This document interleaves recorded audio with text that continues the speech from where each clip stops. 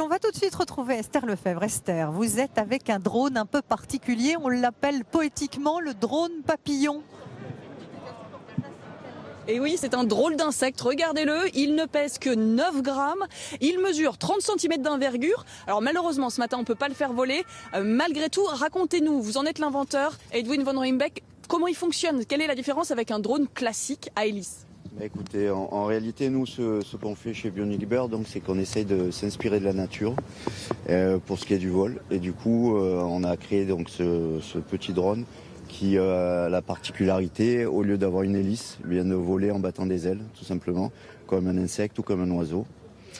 Alors pour l'instant, ce projet n'existe que dans sa version ludique, on va dire, civile, mais ce projet intéresse grandement les armées et notamment l'agence Innovation Défense. Christophe, racontez-nous en quoi ce petit drone, je vous propose de vous approcher de moi, en quoi ce drone vous intéresse? Qu'est-ce qu'on pourrait en faire en version militaire? Alors, ce drone nous intéresse à plusieurs titres, à la fois au travers de son poids, il est relativement léger, mais aussi au travers de la variabilité des types de vols qui peuvent être faits avec ce type d'engin, que ce soit du vol stationnaire, du vol plané et puis du vol un petit peu aléatoire, erratique.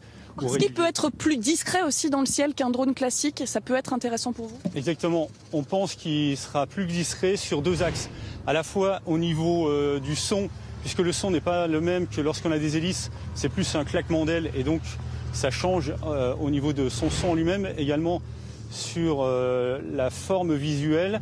Ils se font davantage dans ce qu'on voit habituellement. Mais il faudra évidemment le faire évoluer. Vous allez faire des ajouts sur ce drone. Exactement. Donc pour l'instant, nous travaillons à le faire évoluer.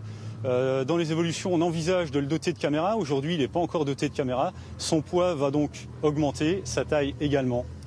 Et on imagine que ça prendra encore quelques années, 3 à 5 ans.